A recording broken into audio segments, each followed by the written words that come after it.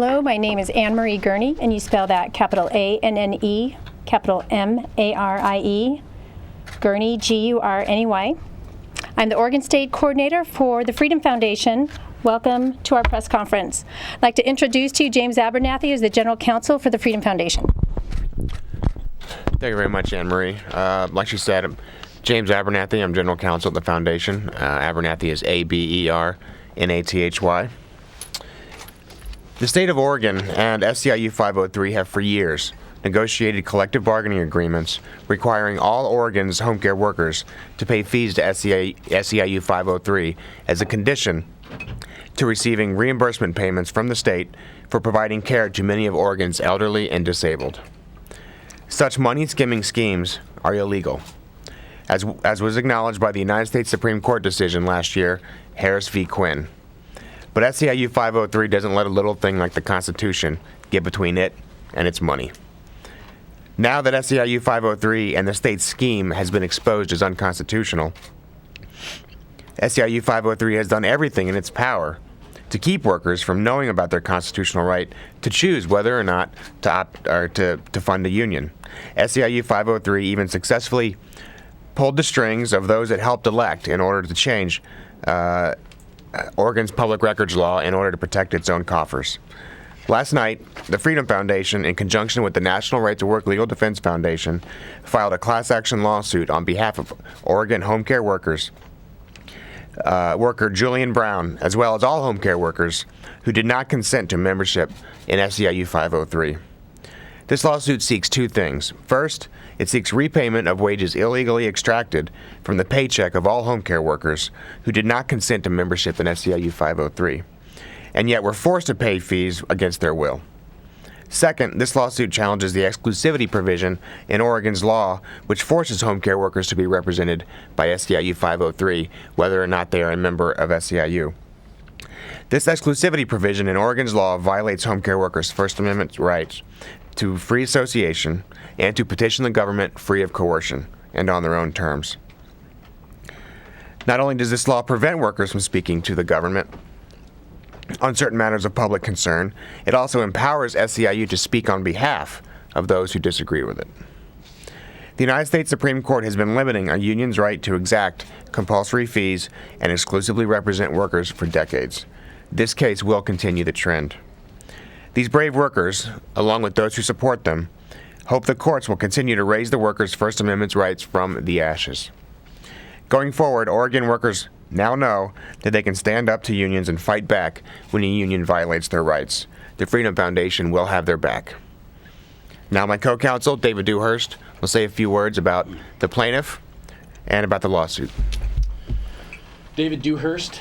I am litigation counsel with the Freedom Foundation. Dewhurst is D-E-W-H-I-R-S-T. We are honored to represent Julian Brown and the many other home care workers from whom the state and the union have stolen money. Julian and his colleagues are all hardworking and compassionate people who take care of senior and disabled Oregonians, and this allows those folks to avoid hospitals and nursing homes and to instead receive care in the comfort and security of their own homes. Julian and the potential thousands of class members in this lawsuit are all victims of the same exploitive scheme. SEIU decided it wanted a big piece of the welfare pie, and the state was happy to oblige. Thus, everyone in this nearly 20,000 person bargaining unit are first compelled to be spoken for by a private interest group that they want no part of, and then they've been forced to pay union fees every month directly from their wages. Julian became a home care worker in 2011 to care for his father. He never signed a membership card with SEIU 503, but from the time he began working as a home care worker, the state pulled dues from his paycheck and forwarded that money to SEIU. The amount of the fees that he was forced to pay were equivalent to full union membership dues. On several different occasions, Julian attended events that were advertised as enrichment and training events, and when he arrived, he discovered that they were really just union gatherings and membership drives. Though he was called and visited at home by the union, he refused to sign a membership card, but that didn't matter. He was still forced to pay fees every month to the union. On July 17th, 2014, he sent a letter to the union in which he resigned and demanded that the union stop taking his money. And over the ensuing months, SEIU 503 continued intermittently to take those illegal fees from his paycheck. Now, the class that we're seeking to certify, in this case, includes all home care workers who never consented in writing to membership in SEIU 503, but from whom union fees were nonetheless deducted. Also, the class would include those home care workers who may have initially consented to union membership, later resigned that membership, but were still forced to pay union fees. After Harris v. Quinn, SEIU had to rethink its dues skimming strategy, and so SEIU 503 did in Oregon what other similar unions do elsewhere. They manipulated the law and the meaning of plain words in order to capture as much money from non-member home care workers as possible. Essentially, the union considers everyone who has not affirmatively opted out of union membership to be a full-fledged member and continues to extract, illegally, full dues from them. This means that all home care workers should have a right to be informed about their constitutional right to choose, but only the union and the state have access to the provider's information. Now, as briefly mentioned by James earlier this year, Freedom Foundation made a public records request to the Department of Human Services for the list of home care workers and their contact information, knowing that we intended to empower home care workers with information about their rights. SEIU acted quickly, colluding with the state to change the law after the state received our public records request and suddenly making those records exempt from disclosure. So no one is telling home care workers that they have the constitutional right to opt out completely from union membership and fee payment. And this illustrates the problem beautifully. SEIU 503 and its government counterparts are not in it for the workers.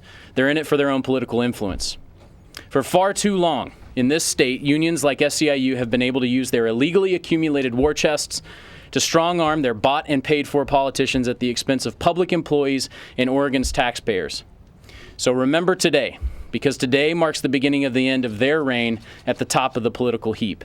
Freedom Foundation knows how to win, and that's good news for home care workers, for public employees, and for freedom-loving Oregonians everywhere.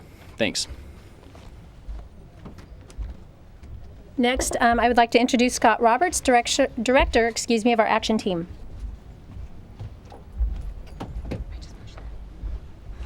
Hello, and thank you for coming. My name is Scott Roberts. I'm the director of Freedom in Action, our action team with the Freedom Foundation. Public sector unions prosper by growing government. Today in Washington and Oregon, public employees are forced to join the union as a condition of their employment. The unions then take these forced dues and elect politicians who favor growing government and in turn give unions more monopoly power. In order to realize a more free and prosperous Oregon, such as improving education, utilizing natural resources, realizing energy independence, increasing jobs, incentivizing business startups, or reducing taxes, the stranglehold public sector unions have on our government must first be broken. Public sector unions in Oregon and Washington not only have an undue influence on politics in their respective states, they also influence politics nationally. Washington and Oregon unions combined are net exporters of forced union dues. They send about $100 million per year to Washington, D.C. That money then gets spread around the country and used in places like North Carolina and Mississippi to help elect candidates that will give unions more power at the expense of individual liberty, opportunity, and prosperity. There are 9 states who have unionized employment in the 20% range. These state legislatures have given public sector unions monopoly power and fund the political machine of the left. Those states are New York, New Jersey, Ohio, Pennsylvania, Illinois, Minnesota, Washington, Oregon, and California. Our vision is to become the regional leader along the West Coast in giving public employees a choice whether they join a union or not. We are proud today to announce the grand opening in Oregon and show we mean business, filing the class action lawsuit you heard about earlier. Litigation is only one leg of our 4-point plan to bring choice to employees in Oregon. Our plan includes legislation. We will write model legislation and lobby the Oregon legislature on a whole slate of worker reform ideas. Litigation. We will not hesitate to sue public sector unions when they trample on their members' constitutional rights. Education. We will continue to educate union members the public, and elected officials about the injustice of forced unionization. Community activation. We will build teams of volunteers around the state who want to make a difference in their own communities and help them find success in freeing workers. The Freedom Foundation realizes that work before us will take time, persistence, and resolve, and we will rise to the challenge. Thank you for your time today, and we'll address any questions you may have. Can you just say briefly what the utility of this lawsuit is versus what the Supreme Court already decided? Repeat that, please. Yeah, can you just say, sum up what this lawsuit does beyond what the Supreme Court already said, that people don't have to pay union dues? The second claim in this lawsuit relates to exclusivity, and that is the idea that unions can become the exclusive bargaining agent for the entire bargaining unit. Right now, even in right-to-work states, unions can become the exclusive bargaining representative. So even if someone does not pay fees, they're still forced to be represented by a union, by a private organization on matters of public concern. And so by exclusive, that means that each individual in the bargaining unit cannot petition and cannot speak to government on the terms of the public employment that's related to them. And so they're prevented from petitioning the government. Secondly, exclusivity goes a step further, and it says, not only are you not allowed to speak to the government, when we speak to the government, we speak on behalf of you. So it would be like a legislature somewhere saying, you know what, we're going to have as the official representative of everybody in this state the Republican Party or the Democratic Party. And then they'll say, not only are you prevented from speaking to us on these issues, when that party speaks, they speak for you. And whatever they say is your opinion as well. And we think that's unconstitutional, and that's what exclusivity is. And we're fighting to push that back. I'll also say with Claim 1, it's important to note that in Harris v. Quinn, which the Supreme Court decided last year, they merely decided not to extend forced unionization to this class of employee, these partial public employees who really have almost no relationship with the state at all. And so what that said is that these folks have been wrongfully, illegally unionized in the past. So every dollar that the union took from these folks over the last several years was illegally extracted, and they have a right to that money back.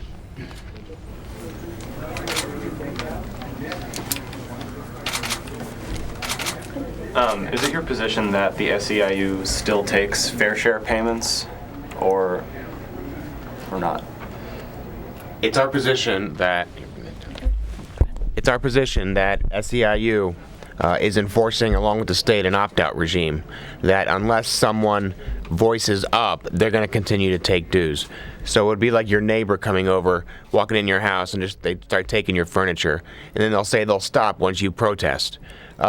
No other private organization or person can do that in this country except unions, and that's the problem. And so and because of this regime, what happens is they can take advantage of the system in keeping the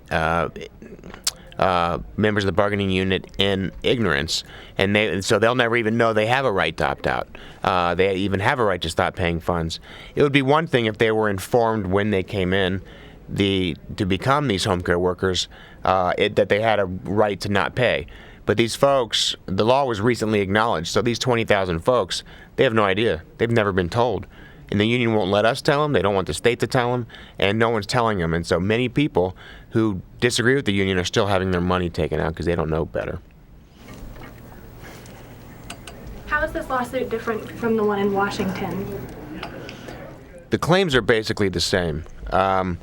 Unfortunately, attacking workers' rights does not stop at the Washington border. It happens in all 50 states. And so our mission is to protect workers' rights wherever the workers may be.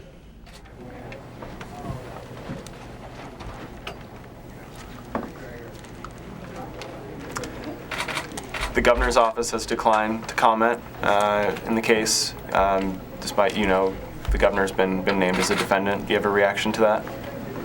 I don't speak on behalf of the governor, unlike the unions who speak on behalf of other people.